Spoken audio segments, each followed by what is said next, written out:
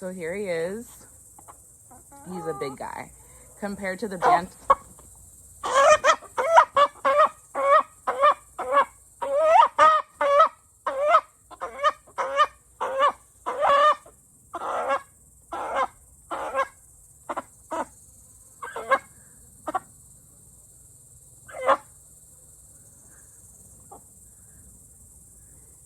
Always puts up a fight.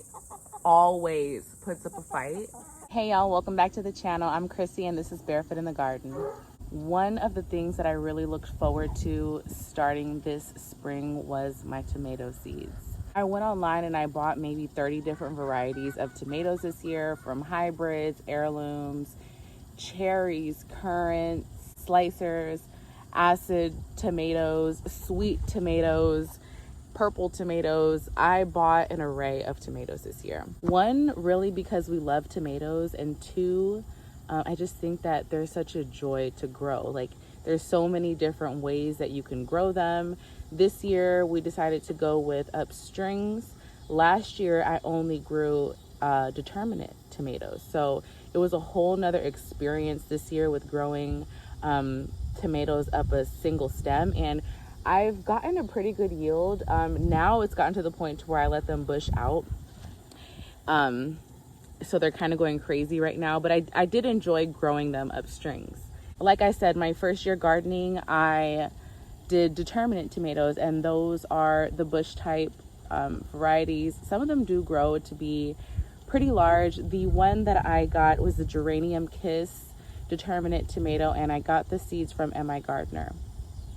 So I did one indeterminate tomato plant in the test bed that I had, and I was just trying it out to see, you know, I'm growing indeterminate, so I wanted to grow a determinate as well to see which one I liked growing the best. My thought process behind growing indeterminate tomatoes was that I can grow them up really tall and they won't take up a lot of ground space. The one thing that I did like about determinate tomatoes is that they're more container friendly and they're a bush type plant. So it would be like a more compact, confined plant rather than growing like a long vining plant, right?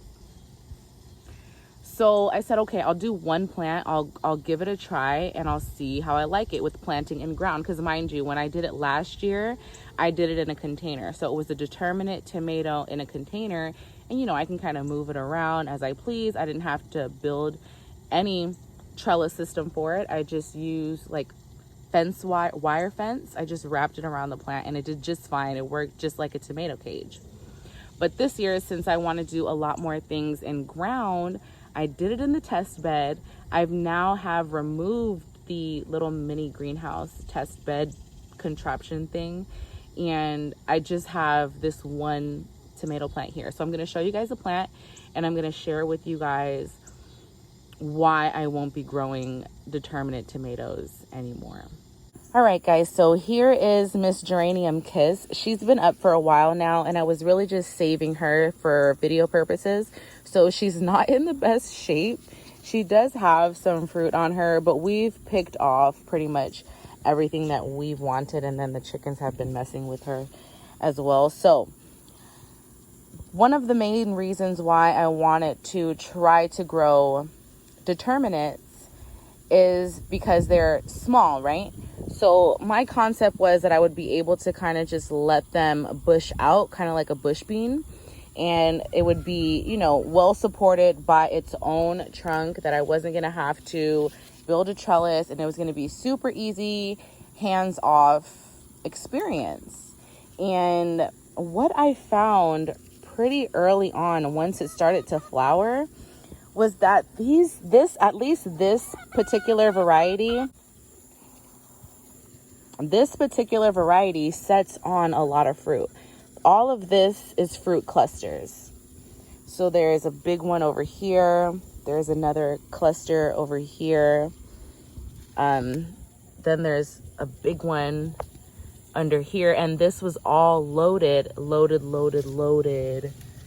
with tomatoes. So the plant became really heavy early on, and it started to flop over.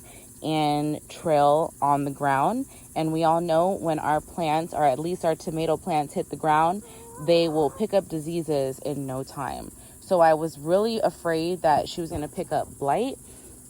She didn't really, up until like now that it's gotten to a really bad stage, that she's just been getting hit with rain over and over again. But my overall take on Determinates was supposed to be an hands-off, growing experience.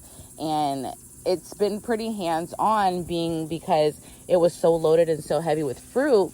I was having to try to keep it supported somehow. And it's all cool, if you love Determinants and you have to grow them, and then you'll do like a Florida weave, for your small Determinates, or some kind of trellis system that you think of on your own. But for me, for such a small yield, for such a short amount of time, the effort that it would take me to make a trellis system for it, and have to constantly bend over to get the fruit, it's just not that appealing to me anymore. I can grow more indeterminate varieties in a smaller space because it's not so bushy, and I grow it up that single stem. It just makes more sense for me on our homestead. So even though this is a nice plant that produces a lot of fruit, I don't think that we're going to be growing Determinants anymore, just because of, the space that they require and the upkeep that they require. And having to constantly bend over when you're going to harvest, these things are bush-like. So they stay really low to the ground. So you're constantly having to bend down to do your harvest. If you have little kids like I do, you can kind of let them do the Determinate tomato harvest. But if you don't, you're going to be stuck doing it on your own. And for me, just to have the tomatoes climb up, that you can walk up to them and clip really easily, is more appealing for me. I think it makes more sense for the space that I have. Now, if you have more space than I do, and you have a lot of space to work with, of course, you can choose to grow a lot of different things. But with people who have a limited amount of space, and you're trying to make the most out of the space that you do have, indeterminate tomatoes make more sense to me because they grow vertically, and it'll save you more ground space. Even with some of my indeterminate tomatoes, I plant things in between them, and that allows me, to have more of a yield in one area, rather than if I just had a bed full of bush or determinate tomato varieties. They would take up all that space, and you wouldn't have any extra space to grow anything else, unless you're growing something that shoots up really tall like amaranth or okra. So I just wanted to give you guys a little take on my experience with Determinate tomatoes. They're a joy if you're doing container gardening, or if you have a lot of space where you can just designate one large area to grow the Determinate varieties. But for me and my homestead, I think that indeterminate is the way to go. Until we move and we get on more acreage, I'm utilizing my space very strategically. I don't want to waste any space, because that's space that could be growing food. So I want to show you guys these sweet potato vines that have started growing up the fence. Let me take you guys over there so you can see a little better. So here they are. These were the ones that I planted, what was that? The day before Memorial Day. And some of them were really looking sad. These ones back here were the ones that I planted that were in my house that didn't get any good lighting. And as you can see, you can't tell the difference between the two now.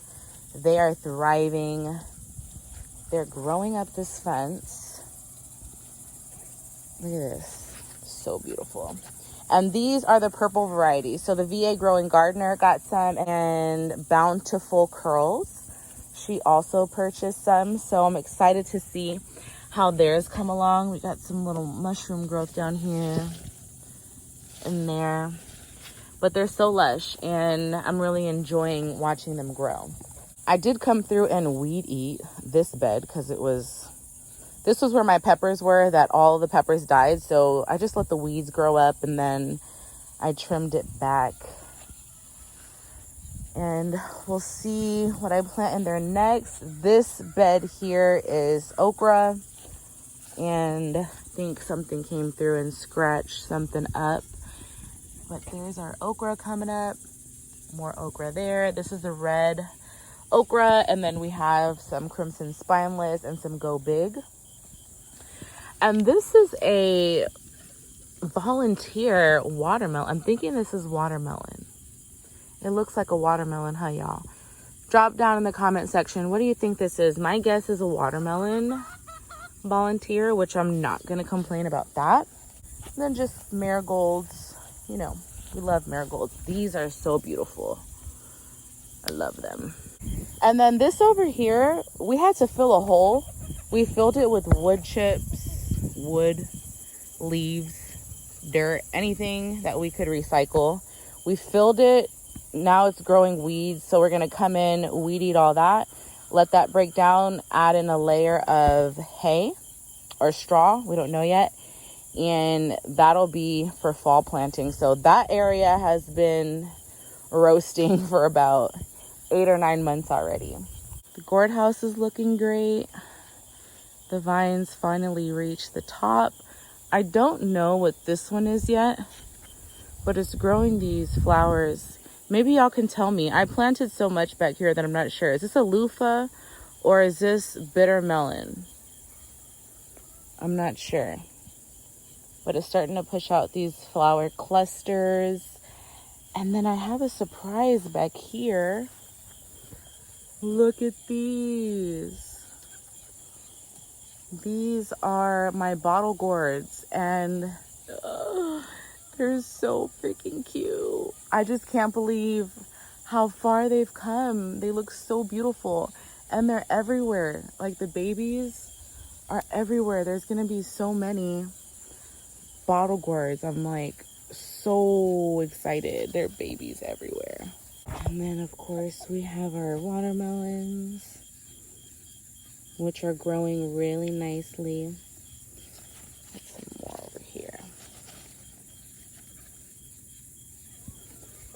And we have a lot of babies.